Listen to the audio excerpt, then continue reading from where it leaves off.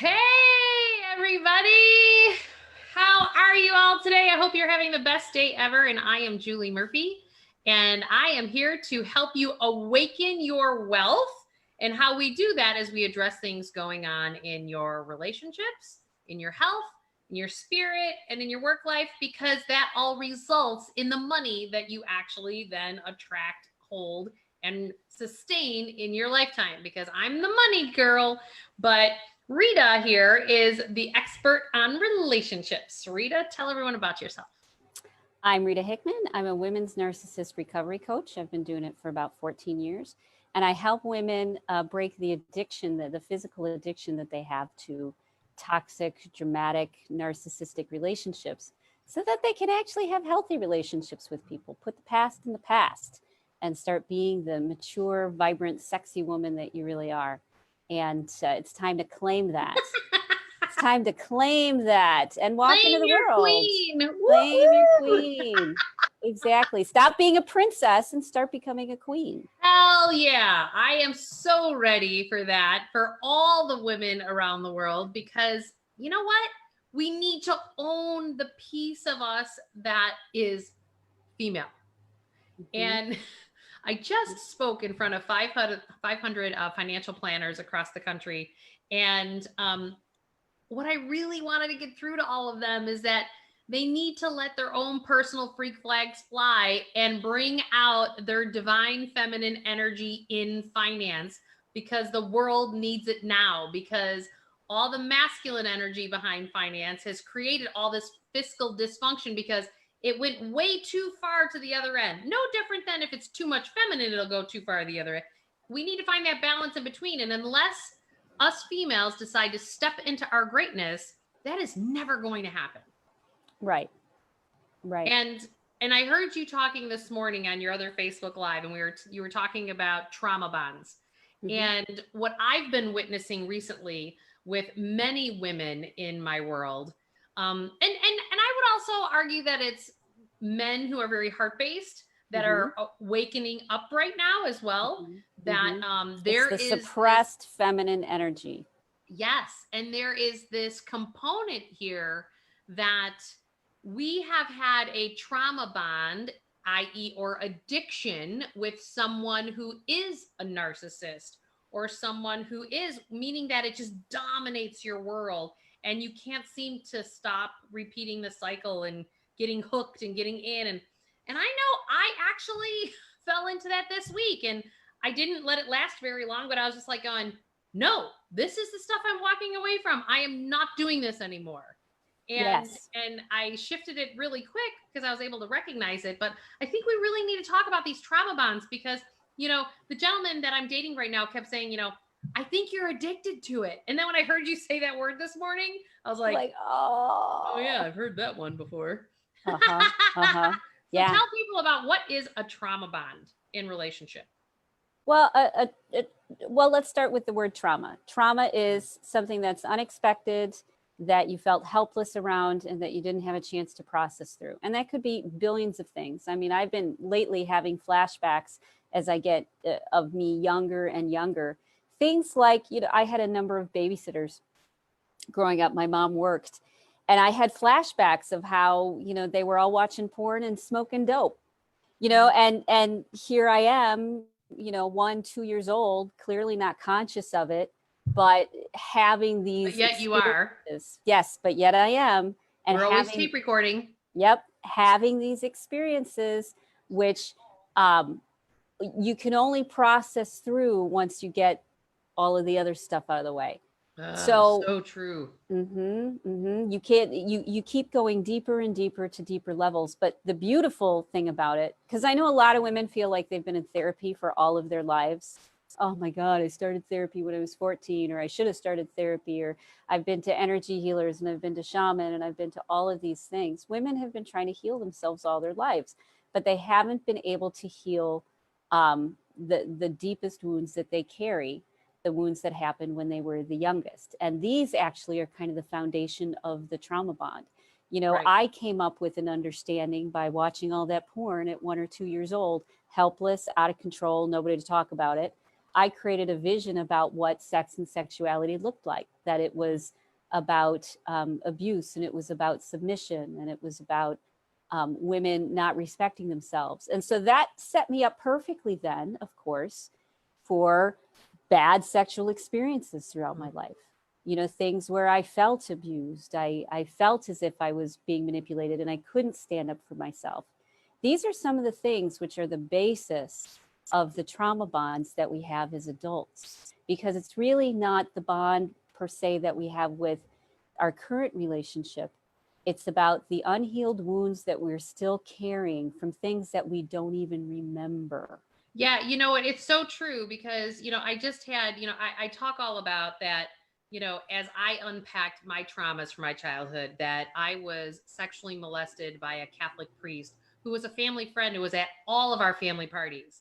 Well, then that started to unpack it in other layers because this priest was put in jail for 20 years for altar boys, and it's interesting as I've talked to other people who are affected by this priest, because all of a sudden we're all now talking and pieces are coming together in all of our brains because we're waking up and we're remembering these traumas that we had, but we have glimpses. Like once you start to crack open the eggshell, what starts to happen is that you remember more and more. And people like sit there and go, Julie, what do you remember? What do you mean you never remembered being fingered by a priest in the corner of a room up in the upstairs of your parents' house?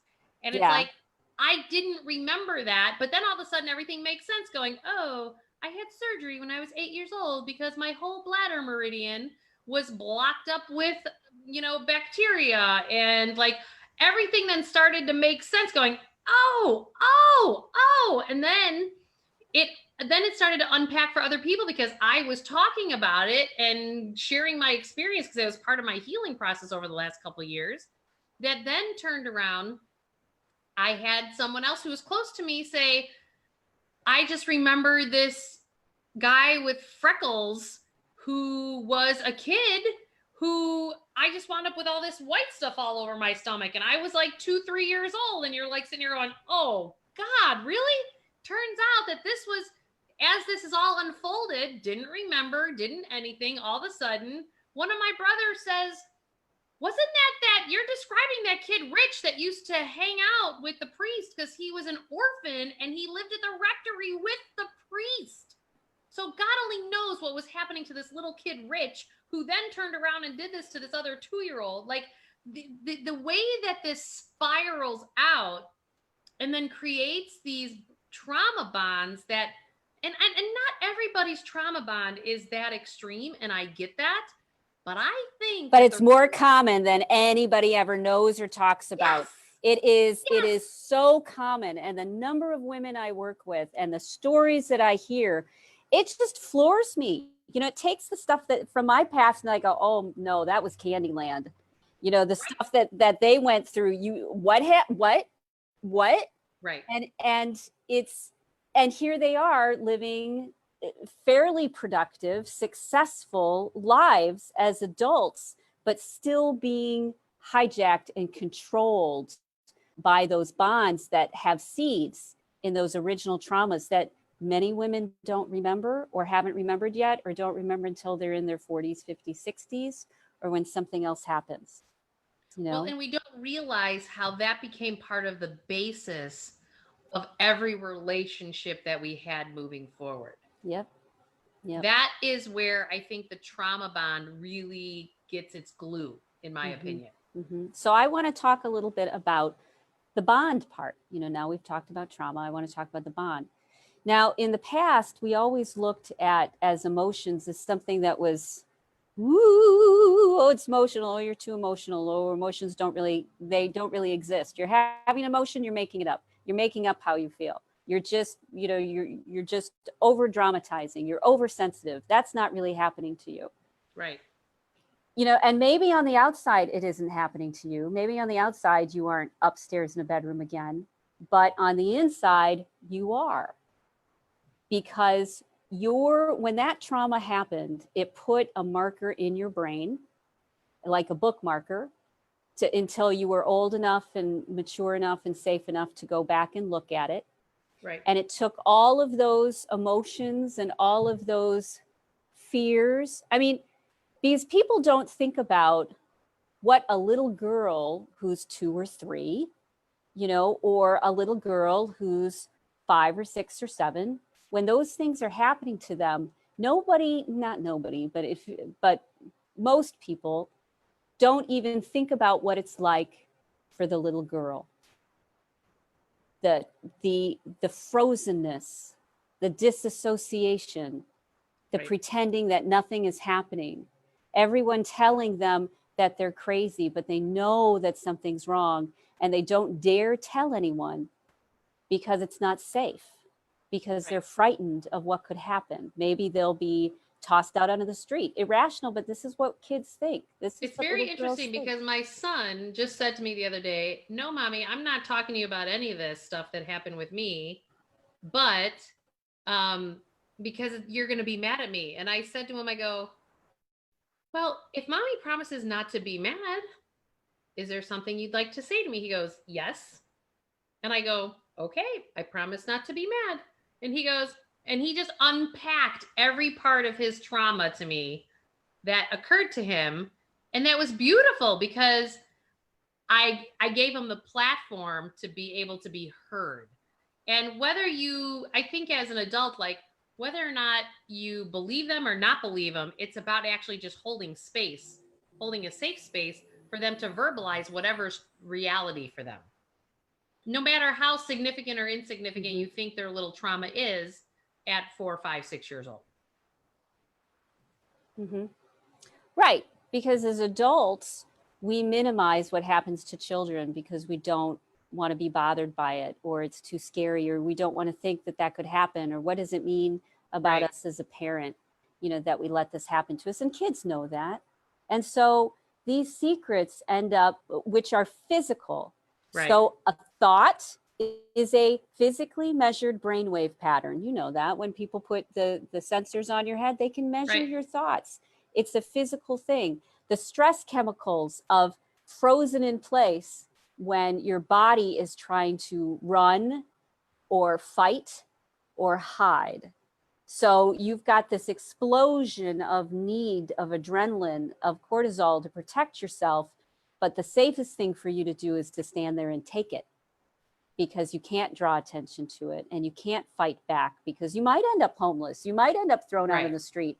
People won't believe you. They'll shame you for it. And you can't, on some level, you can't allow people, it's not safe for me to share these things. I will not be safe. And so they wait. Your body files the chemicals away, files the tension away, blocks off the brainwave pattern with stress chemicals in the brain. And that's why you don't remember things, right? Why you don't remember things, because there's stress chemicals in the brain compartmentalizing it and blocking it off. And we end up reacting to all sorts of things that are related to the original trauma, but we might not remember.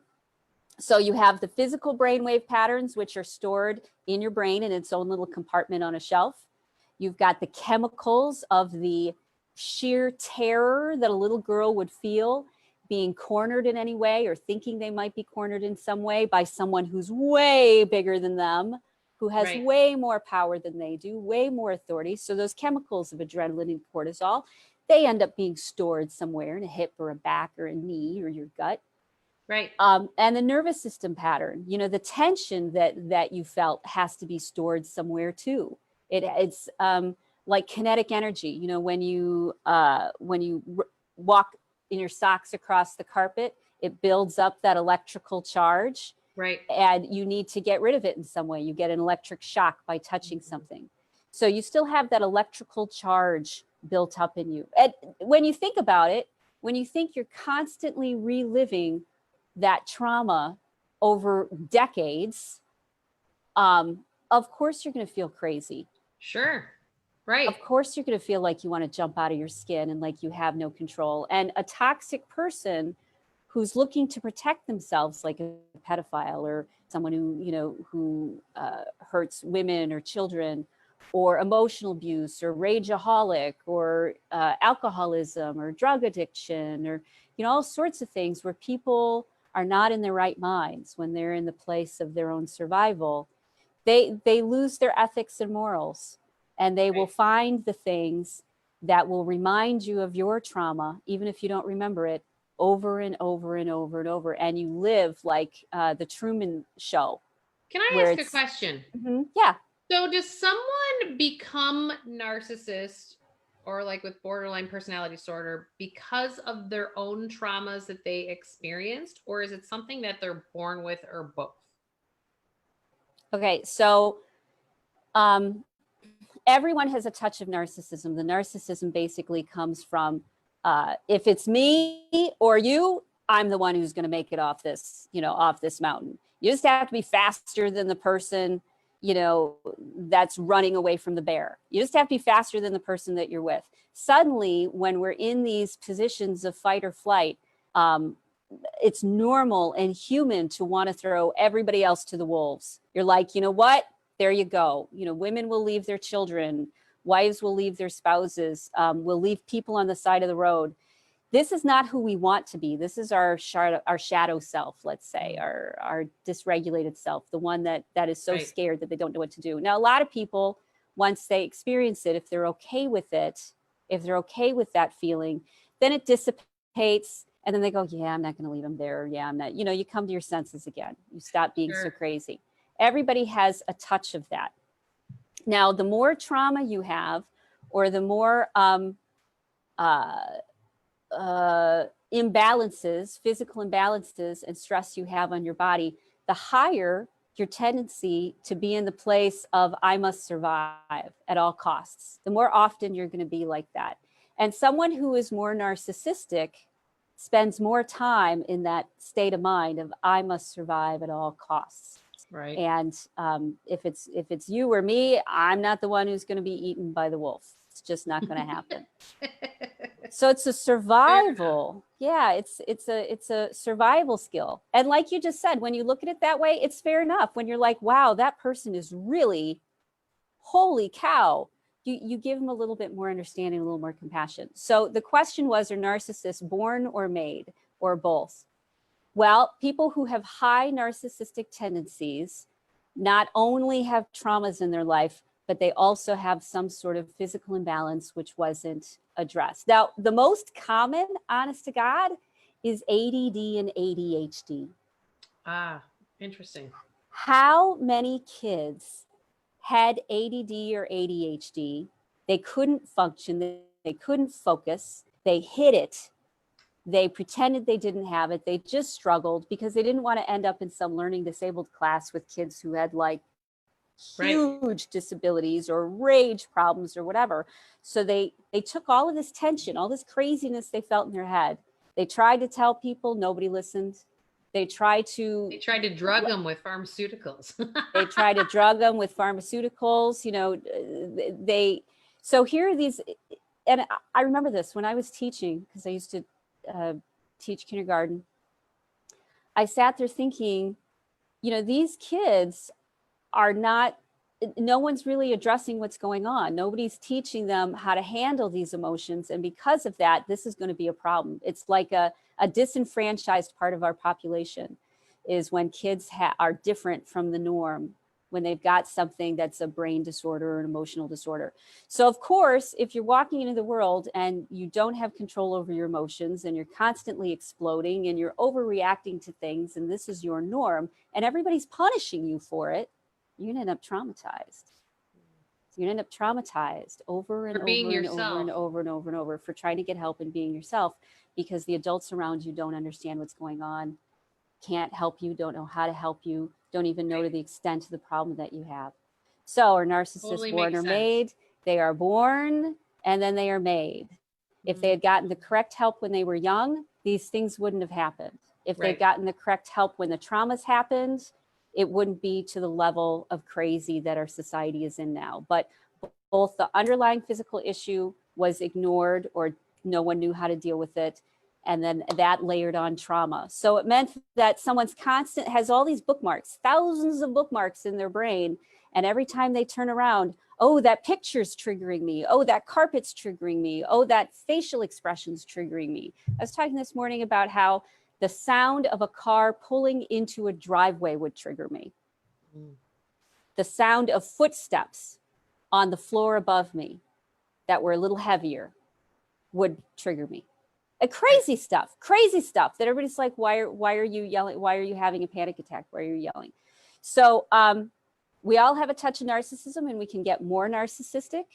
We can get less narcissistic, but it all has to do with whether we discover that we have control over how we feel, and we start making strides towards dealing with the underlying problem. A long answer to a pointed question. Sorry about that. No, I think it's just helpful for people to understand this, because we don't, I've had this discussion with friends of mine in terms of the fact that, we leave these marriages and you think the other person's narcissistic, but then you realize that sometimes you've played a role in the narcissism.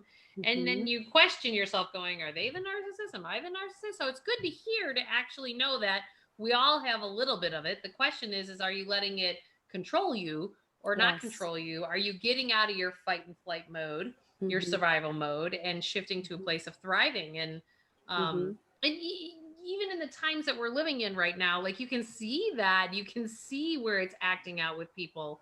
And those who have not done, I keep saying in this pandemic time that those who have things that are unresolved are all coming to the surface for everybody to deal with their stuff. And you can tell, it's super easy to see who's got the biggest tendencies of what's unresolved internally. And it's because they're acting out the most, whether or not they're really like attacking people about mask wearing, or, not right or wrong, or attacking about politics, or it's like, if you've got this ferocious response to people that's like, Row! Well, guess what? That means you are triggered and you have something unresolved within yourself, which means as you're pointing the finger at somebody else, as one of my mentors says, there's 3 other fingers that are pointing right back at you. And so it's time to actually look at the world outside of yourself cannot change until you actually shift. And once you start to apply some of that, and I'll tell you, people's egos get all bent out of shape when I say that to them. And I go, but see, your ego is like going off the charts, and go, if you could just find the emotional space to take a step back and go, how am I participating in exactly what is showing up in my life in multiple different places? And I will say this over and over again. I went through an incredible grieving process when I started to realize my participation in what went wrong in my marriage. Because you started to realize that it didn't have to be that way. And it was the fact that you were denying your part in it that created such drama and pain and trauma for you. And it exasperated it. Yep. That if I could have stepped out and been more of the observer than I was, which, at the time, I didn't have the space to do it. You're human. You're a human being. I had 4 kids in 5.5 years. I was running a business, and, life moved on. Almost died on the operating table having the 4th kid, and, like, life packs on for people, right? And so it's just about the fact that the only way you move forward is to actually shine the light on what actually has really occurred in your world, and not give it tons of focus. Choose the focus of what it is that you want to create while healing the patterns. I do the same thing from a money perspective. It's like we create all this debt, and that is where our acting out comes from, our emotional acting out. Debt creates a lack of freedom in your life. And so it's important for us to realize that while we're cleaning up that past, cleaning up the debt, trying to live in the present moment, but also create the future that we really truly desire in our hearts. And you can't really ignore any of those steps, but you have to do them simultaneously because they are you. You have to have enough energy to think on that complex of a level. because we're spending so much energy in the trauma bonds and reacting and controlling how we feel that we siphon off the majority of our energy, and we keep us damped down and tired and overwhelmed, so that we can't be savvy enough to think of the future and stay in the present while healing the past. Yep. We're not able to do that. Chris Voss is an FBI hostage negotiator, and he did a master class. And one of the things I do for the women's group that I work with and the women who follow me is I take his master class piece by piece on hostage negotiation, and we go through what it looks like in a toxic relationship and how to, I'll pause it and be like, do you see what he just did there? This is what he did, and this is how it would apply to you. So I do that. And Chris Voss talks about how the problem isn't them or you. The problem is the situation.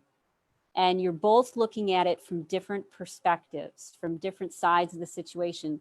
But the problem isn't the other person. The problem isn't the money. The problem isn't, the debt. The problem is that they're different sides of the same problem. They're different sides of the same issue.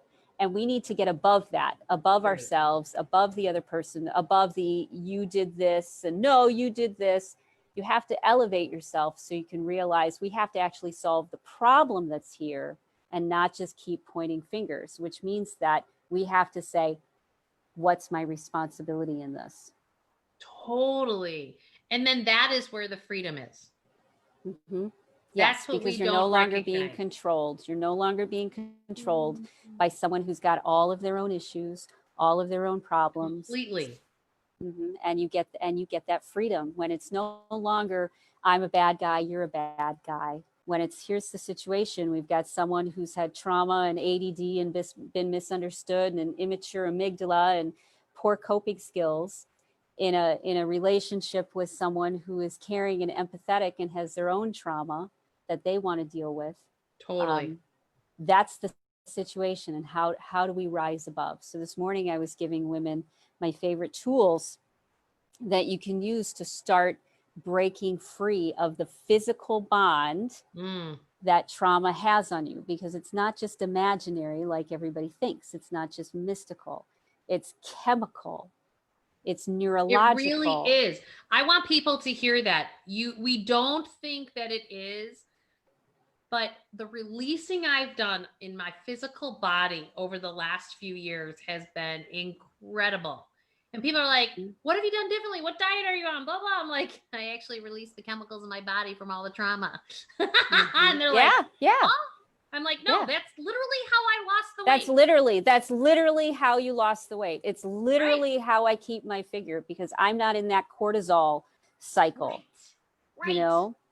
That's literally how you heal your digestion. That's literally how you deal with your cancer. That's literally how you handle your skin conditions. When women start looking at what they can do, what the situation really is, and they start regulating their nervous system and getting the trauma off of their body, their lives get better, because now their body is functioning. I've been watching a lot of Joe Dispenza's stuff lately. He did a show a few years ago called Rewired. And it's the science behind a regulated nervous system versus a dysregulated nervous system. If you're dysregulated, just imagine what that feels like. It's chaos. It's the world we live in now. If you're regulated, it's kind of utopian, and nobody wants to believe it. But when you're regulated, stuff doesn't bother you as much. You're authentic. You have an impact on the world. You start being more successful. People start seeing you as a leader. People start elevating you to a higher height. They want to pay you more. They want to treat you with more respect. They want to treat you with more with more love and kindness. They want to give you more opportunities, because you aren't with everybody else in that sad place of trauma bonding everywhere and dysregulation and dysfunction. Trauma bonding reminds me of misery loves company. Yeah. But it's not personal. It's so easy for us, especially once you get out. They say we judge most the people who are like one step behind us. It's almost like we're so grateful that we got out of that mess, that there's a part of us that's still angry at ourselves and is saying to the other people who are still there, why do you still do that? Why are you still there? And this is how some of that shame and victim shaming comes about, because people, maybe they've gotten out of the bad situation, but they haven't dealt with the emotions. So they're still, it's like a dry drunk. You know, they still have the same habits and patterns, even though they no longer live with the person. That's so true. And it's like, Mm-hmm. how do we, so share with people in terms of like, how do they start to get this stuff out of their physical body? Okay. Well,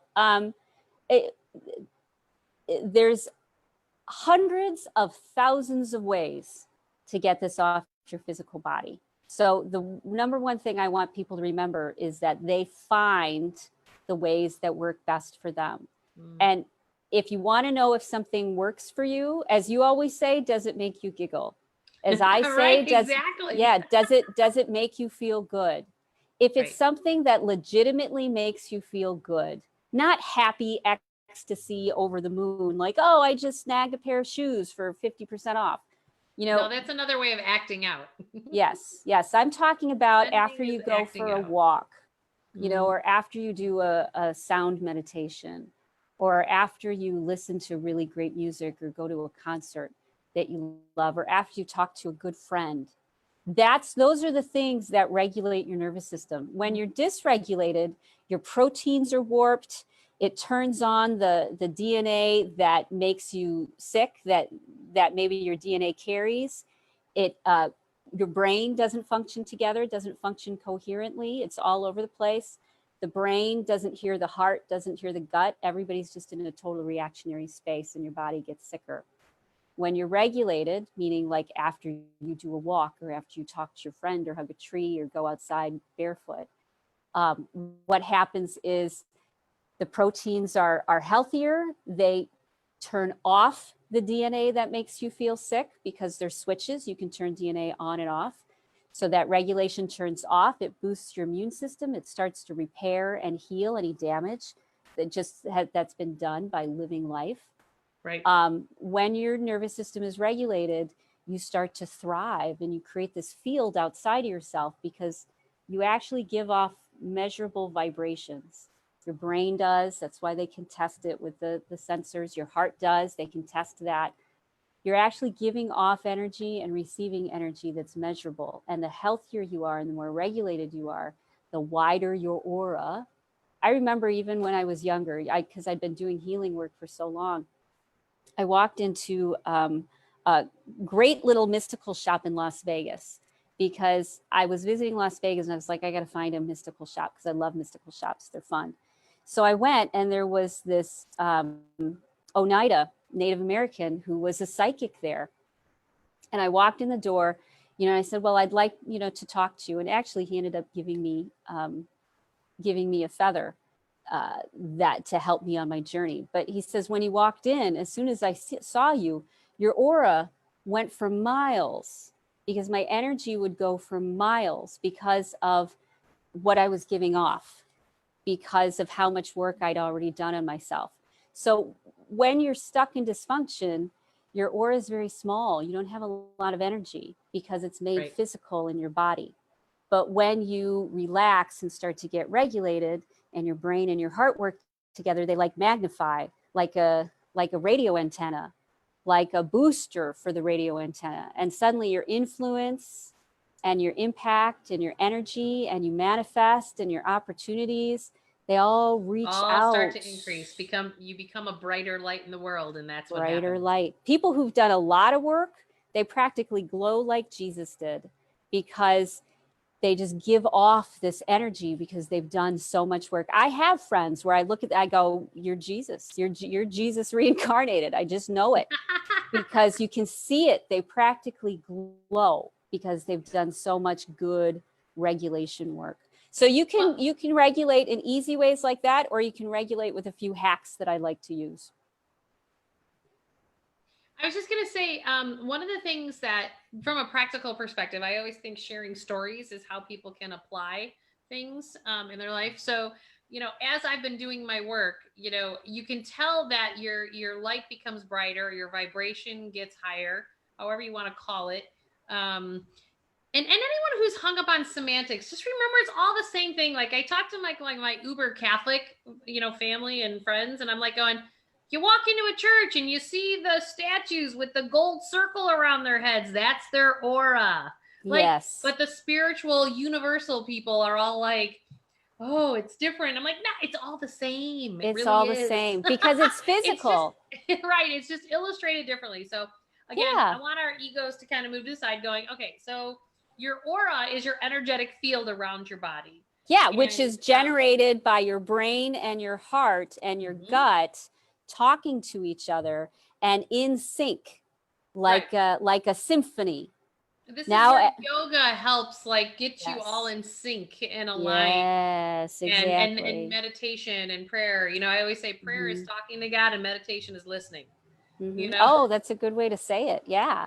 And I had it's very funny when I went to visit Notre Dame years ago.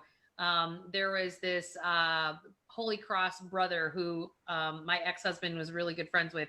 And he said at dinner that night, he goes, well, when I meditate, I'm like, you meditate? I was like, I thought I was cheating on the Catholic Church by meditating. Right. And he was right. like, no, I meditate every day and I pray. And he was the one that really then when I started thinking about that going, oh yeah, prayer is like it's coming out of you and meditation is listening. And I was like all the light bulbs then went off, But so my point in all this is the fact that the story of a brighter light and a more vibrant aura, your energy vortex, which is what Abraham Hicks, Esther Hicks would talk about. She talks, so it's about what you're pulling and attracting to yourself. And as I've watched this happen, like even from like a social media perspective, I have gotten, my shares are going up and my likes are going up. Like I just had something last week that had 385 shares and and 651 likes. And it's like a year ago, it was all less than 100. And it's like, so as I'm doing my work, you do attract then in more of where your soul is supposed to be and aligned. But again, it's like releasing the trauma bonds. It's like going, no, I don't want to give my energy to this stuff anymore. This is my past. I don't need it. But I want to live in the present moment and I want to create the future that I know is aligned with whatever makes me giggle because that's aligned with your soul. And that's what drives me to do this whole Awaken series, because it's like, we don't realize where we're getting jammed up. And I know after working with clients for 26 years, that it's one of these doors. It's going to be in your work life. That's the door that's going to open you up. It's going to be in your relationships. It's going to be something in your health. Like we all have a primary thing that is our teacher in life. So whether in the relationship corner, whether it's, a parent or friends or a spouse or your significant other, I don't care where that relationship is that's jamming you up. If you found this and you're watching this, you're jammed in this aspect and you were drawn to this for a reason. And that is the start of cracking the egg open. It's just about, Rita, I found you, I think it was 2.5 years ago, as I'm going through my divorce, kind of going, nobody understands me. Nobody sees what I see. And then all of a sudden I hear you talking and I'm like going, oh my God, she is speaking my world, like verbatim. And so just know and trust that if there are things that are being said and things that are being articulated that you're kind of going, I'm drawn to it. Don't really know why. I'm not really sure how this is going to unpack. Just keep doing those things. Keep joining the conversation. Keep loving yourself enough and finding the courage to go, yeah, I need a new adventure in life, whatever that means. Because it somewhat gives you a sense of relief and it starts to make you giggle again. Because there's way too many people not giggling out in the world today. And it's because we've got this trauma and these trauma bonds that are gluing us to our past. I don't know if that all makes sense, but Yeah, it does. No, I do the same thing. It's that if we look at trauma bonds as physical stress chemicals and nervous system issues and things like that, if we look at trauma bonds as something that's physical, am I breaking up or am I clear? You're clear now. Okay, good. If we look at trauma bonds not as something that's, woo-woo, but as something that physically is inside of us, creating a physical reaction that makes us feel a certain way, we can start to get a handle on it. And so when we feel crazy, it's considered dysregulated. And let me see if I can let me see if I can give you a visual, because on a regular basis, every few days, I give myself healing time. I'll give myself an hour or more. I try to do some every day. And last night, I took a nice long bath for 2 hours. I had a candle lit, I had the lights off, and I let myself do my own healing work, which I'm going to start doing for everybody on Sundays at 8 p.m. CST. I'm inviting people to join me to do a healing, a group healing every Sunday on a physical level. So if all of these wavelengths are all disjointed, like a drum corps where everybody's playing their own song, and then we start to get these stress chemicals off of our system, and our brain waves start to regulate and get more normal, although because we have like 19 different compartments in our brain, and if they're all speaking a different language, then it's chaos. But when they all start speaking the same language, you get a nice up and down. And then when you get your heart on board, you get a nice up and down, and the wave gets bigger because now it's your brain and your heart. And then let's say you start getting your pituitary gland on board and your pineal gland on board and your thyroid on board and your digestion and your sex organs. You get this big wave that happens. Instead of all these little waves all over the place, you get this big wave. And think about it. When you are with that wave, you're actually hearing the wavelength of God, aren't you? You're actually hearing the wavelength of the universe, because you aren't just regulated inside of yourself, you start being regulated with everything around you. And the waves get bigger and bigger and bigger. It's like God is always whispering to us, and we need to take the time to listen and to get things out of the way that keep us from listening. And once you tune in to that bigger wave, once you're part of that bigger wave, it's like you're hearing the song of the universe. These are the wavelengths that are going on all the time around us, and it's a symphony. And when you get aligned with it, life gets better, because now you are going with the voice of God instead of arguing with the voice of God all the time, which is what we do. That's about being in the flow, right? Living in the now, living in the present moment, because you're in the flow. And when you're in the flow, there is no suffering. Right, right. And you're regulated on a physical level. It looks like your brain is talking to your heart, is talking to your gut, is talking to your glands, is talking to your skin, is talking to all your organs and the people outside of you. That's what it looks like. It looks like everybody's having a nice conversation together versus everybody's in a fight. That's so true. And I just want to say that means that you have extreme self-love and extreme self-care, because you're choosing that over everything else. You're choosing to regulate your system, because otherwise you're just going to keep repeating the patterns, and you will die, and different faces, different names, different spouses, you'll replace them with people who have the exact same patterns. So if you don't face it, you don't shift it, you're going to repeat it. Well, it's interesting, because we may get with people not only who have the same exact patterns, but we pull those patterns out of them.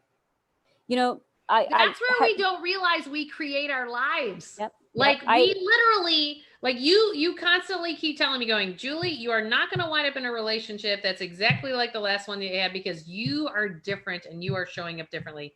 And I have witnessed that to be true. You're not going to pull the same thing out of people. I had a very poignant moment many years ago when my sister and I were on vacation, and we're standing there, and she's telling me all of these things going on with her life. And I'm thinking to myself, God, why didn't you do something about that? You know, I don't want to listen to how everything's miserable and everything's awful. And I watched myself then start to say these things like, well, you just need to do this. And why aren't you doing that? And why aren't you taking better care of yourself? And what's going on? And this is, you know, you need to do something different. And I saw that bully come out of me. And it came out of me because of my own shame and my own guilt, and that I was still trapped in my pain and suffering.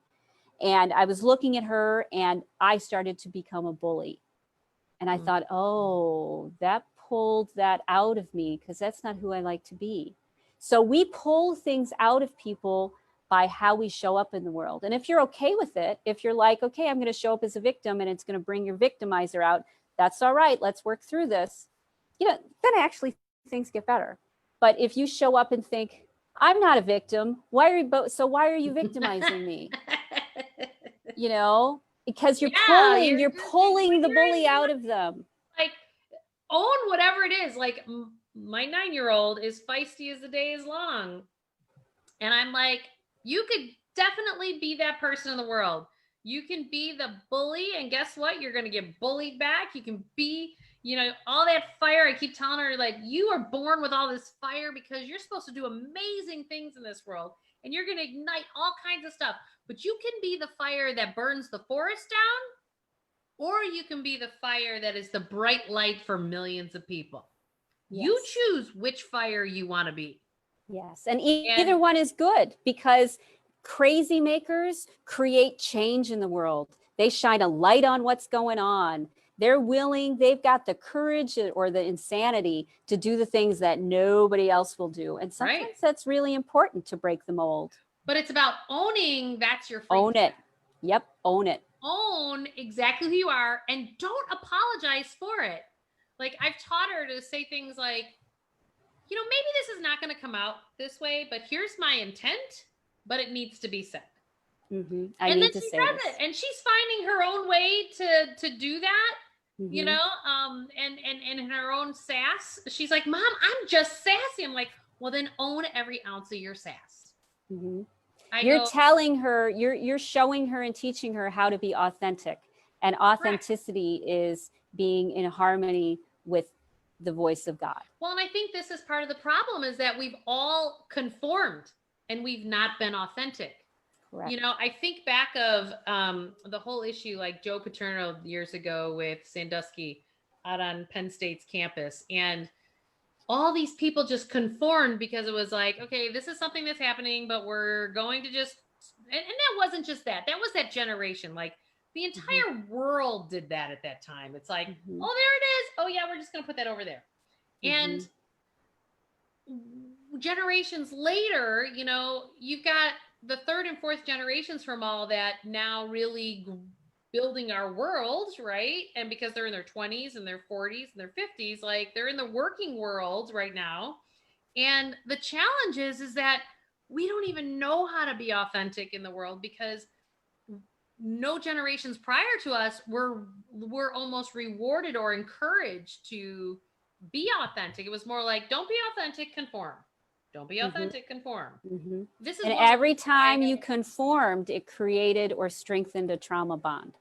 Because you were helpless, because you were, it was unexpected, because you weren't paying attention, you were paying attention to something else, and you were still suppressing it down. You were still not processing or dealing with it. So every time that you conformed, you personally were re-traumatizing yourself. That's a big statement. But it's true on a physical level, on a biological, physical level. Whose body is reacting? Your body is reacting.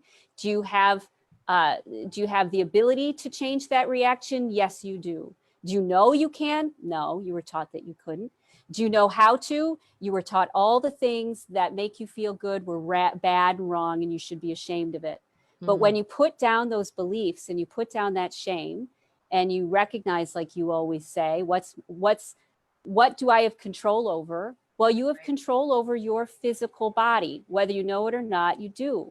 People don't realize it. And then when you start making different choices to place your health and to listen to the voice of God more often, and to process through the wounds and the pain from, you know, decades ago, lifetimes ago, you start to, life naturally changes. It just naturally and it changes. feels so good when it changes. It's like you've peeled these layers off that have just been stacking up through the years. Yep. And it's like, no more. It's like, why can't I? You know, I was observing the other day, I'm like going, post-divorce, I'm kind of like, my whole wardrobe's changed, you know, like I had all the conservative mom clothes, your body's not the same. And, you know, and I just decided, you know what? I'm going back to wearing clothes that make me feel good. And then I'm looking at school and all the moms are like I can tell they're all looking at me because I'm not wearing the mom conservative clothes of hiding all that like different body and that it's shameful and moms don't dress like that. I'm like, well, you know what this mom does? You know, one of the stories that I'm really upset that they changed the name. It used to be called Hot Mamas. And they changed it to 𝑬𝑒ve. And I'm like, don't conform and do that. That's a terrible name change. Like, it made me giggle to shop at the store called Hot Mamas. Right. It made you feel good. You loved it. Totally. And they had this, and now it's 𝑬𝑒ve. And I'm like, I signed up for their clothes box, and it was great because I was like, yeah, I want to be a hot mama. You know, I don't have any kids, but I was like, I want to be trendy and cool. So for a long time, I'd have them figure out what I should wear and send me stuff in a box. And isn't it beautiful?